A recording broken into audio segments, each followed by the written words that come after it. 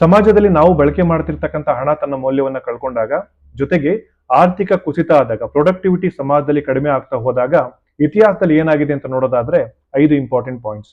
ಮೊದಲನೇದು, ಈ ವ್ಯವಸ್ಥೆಗೆ ಅಂದ್ರೆ ಸರ್ಕಾರಕ್ಕೆ ತನ್ನ ಹಳೆ ಸಾಲದ ಮೇಲೆ ಇರ್ತಕ್ಕಂಥ ಬಡ್ಡಿನ ತೀರ್ಸೋದಕ್ಕೆ ಬೇಸಿಕಲಿ ಹೊಸ ಹಣವನ್ನ ಸಾಲ ತಗೊಳ್ಳೋದು ಕಷ್ಟ ಆಗ್ತಾ ಹೋಗುತ್ತೆ. ಅನೇಬಲ್ ಟು ಬಾರೋ ದ ಮನಿ. ಎರಡನೇ ಪಾಯಿಂಟ್, ಹಾಗಾಗಿ ಅನಿವಾರ್ಯ ಕಾರಣಗಳಿಂದ ಹೊಸ ಹಣವನ್ನ ಈ ವ್ಯವಸ್ಥೆ ಪ್ರಿಂಟ್ ಮಾಡಲೇಬೇಕಾಗುತ್ತೆ.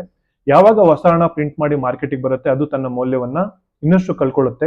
ನಮಗೆ ಬೇಕಾದಂತ ಅಗತ್ಯ ವಸ್ತುಗಳು ಮತ್ತು ಸೇವೆಗಳು ಎಲ್ಲವೂ ಕೂಡ ದುಬಾರಿ ಆಗ್ತಾನೆ ಹೋಗ್ತಾ ಇರುತ್ತೆ. ಹಾಗಾಗಿ ನಾವು ಏನ್ ನೋಡ್ತಾ ಇದೀವಿ, ತುಪ್ಪದ ಬೆಲೆ ಜಾಸ್ತಿ ಆಗ್ತಿದೆ, ಬೆಣ್ಣೆ ಬೆಲೆ ಜಾಸ್ತಿ ಆಗ್ತಿದೆ, ಮೆಟ್ರೋ ಸೇವೆಯ ಬೆಲೆ ಜಾಸ್ತಿ ಇದೆ, ಎಲ್ಲವೂ ಕೂಡ ಜಾಸ್ತಿ ಆಗ್ತಾನೆ ಹೋಗ್ತಾ ಇರುತ್ತೆ. ನಮಗೆ ಸಿಗುವಂತ ಆಹಾರಗಳೆಲ್ಲವೂ ಕೂಡ ಕಲಬೆರಕೆ ಆಗ್ತಾನೆ ಹೋಗ್ತಾ ಇರುತ್ತೆ. ಮೂರನೇ ಪಾಯಿಂಟ್, ಜನರ ಜೀವನ ಮಟ್ಟ ಕುಸಿಯುತ್ತೆ. ಅಂದ್ರೆ ಎಸ್ಪೆಷಲಿ ಬಡ ಮತ್ತು ಮಧ್ಯಮ ವರ್ಗದವರಿಗೆ ಜೀವನ ಮಾಡೋದಕ್ಕೆ ತುಂಬಾನೇ ಕಷ್ಟ ಆಗ್ತಾ ಹೋಗುತ್ತೆ. ಗಂಡನು ದುಡಿಬೇಕು, ಹೆಂಡತಿನೂ ದುಡಿಬೇಕು, ವಯಸ್ಸಾದ ಅಪ್ಪ ಅಮ್ಮನೂ ದುಡಿಬೇಕು, ಆದ್ರೂ ಕೂಡ ಅವ್ರಿಗೆ ಬೇಕಾದಂತ ನೀಡ್ಸ್ ಅನ್ನ ಫುಲ್ಫಿಲ್ ಮಾಡ್ಕೊಳ್ಳುವಂಥದ್ದು ಕಷ್ಟ ಆಗ್ತಾ ಹೋಗುತ್ತೆ. ಇದರಿಂದ ಪೊಲಿಟಿಕಲ್ ಎಕ್ಸ್ಟ್ರೀಮಿಸಂ ಕೂಡ ಜಾಸ್ತಿ ಆಗ್ತಾನೆ ಹೋಗ್ತಾ ಇರುತ್ತೆ.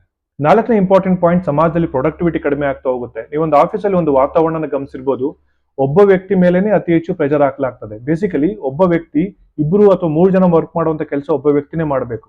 ಆಮೇಲೆ ಒಂದೇ ಸ್ಕಿಲ್ ಸೆಟ್ ಇದೆ ಸಾಲದಿಲ್ಲ, ಆತನಿಗೆ ಮಲ್ಟಿ ಸ್ಕಿಲ್ ಸೆಟ್ ಇರಬೇಕು. ಸೊ ಬೇಸಿಕಲಿ ರಿಸೋರ್ಸ್ ನ ಸದ್ಬಳಕೆ ಮಾಡುವಂತ ವಿಚಾರವಾಗಿ ಕಲಹಗಳು ಉಂಟಾಗಕ್ಕೆ ಶುರುವಾಗುತ್ತೆ. ಈ ಎಲ್ಲಾ ಸಮಸ್ಯೆಗಳಿದ್ದಾಗ ಜನರಲ್ಲಿ ಅಸಮಾಧಾನ ಹೆಚ್ಚಾಗುತ್ತೆ. ಎಸ್ಪೆಷಲಿ ಬಡ ಮತ್ತು ಮಧ್ಯಮ ವರ್ಗದವರಿಗೆ ಜೀವನ ನಡೆಸೋದೇ ಕಷ್ಟ ಆಗ್ತಾ ಹೋಗುತ್ತೆ. ಇದನ್ನ ಅರ್ಥ ಮಾಡ್ಕೊಂಡು ಏನ್ ಮಾಡ್ತಾರೆ, ಕೆಲವು ಜನನಾಯಕರು ನಾವು ಇದನ್ನು ಸರಿಪಡಿಸ್ತೀವಿ ಅಂತ ಹೇಳಿ ಮುಂದೆ ಬರ್ತಾರೆ. ಆದ್ರೆ ಅವರಲ್ಲಿ ಯಾವುದೇ ರೀತಿ ಸೊಲ್ಯೂಷನ್ ಇರೋದಿಲ್ಲ. ದ ರೂಟ್ ಕಾಸ್ ಇರುವಂತದ್ದು ನಾವು ಬಳಕೆ ಮಾಡ್ತಿರ್ತಕ್ಕಂಥ ಹಣದಲ್ಲಿ. ಯಾವಾಗ ಹಣ ಪತನ ಆಗುತ್ತೆ, ಸಮಾಜ ಕೂಡ ಪತನ ಆಗುತ್ತೆ. ಇತಿಹಾಸ ಇದನ್ನೇ ಹೇಳ್ತಾ ಬರ್ತಾ ಇರುವಂತದ್ದು.